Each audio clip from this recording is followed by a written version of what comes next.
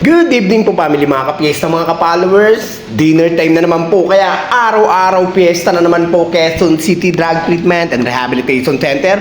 Ang niluto po nating dinner time ng family ay chicken tinola po. Kaya family, mga ka-fiesta, busog-lusog na naman po ang dinner time natin. Start na po tayo. Magigisa lang po tayo rito ng bawang sibuyas at luya. Siyempre, matik na yan.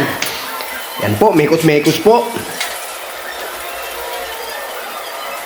At susunod na natin siyempre yung manok. Igigisa po muna natin yan para matanggal-tanggal po yung langsa niya. Yan, tinimplahan ko na po ng patisyan, paminta at bechin po. Yan po, mekos-mekos. Takpan na po natin yan. At ito po yung isasabaw natin. Yan, lagyan natin ng chicken cubes. At sinibay ko na nga rin po itong gulay niya at sayote.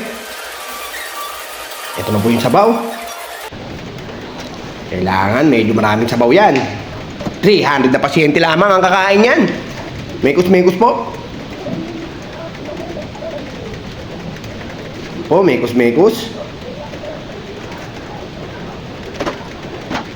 Takpan po natin muna. Okay, katatakip lang, kumukulo na agad. Wow, magic. Yan po. Test natin kung malambot na yung gulay. At susunod ko na nga itong final niya na pechay po. Yan, siyempre sagana sa gulay para healthy ang family. Pag tinakpan na po natin yan at isang kulo, luto na po yan. Lubog-lubog po natin yan. Takpan po muna natin. Eto na nga po, kumukulo na po. Luto na po yan, family, mga ka-fiesta. Busog-lusog na naman po ang dinner time natin yan.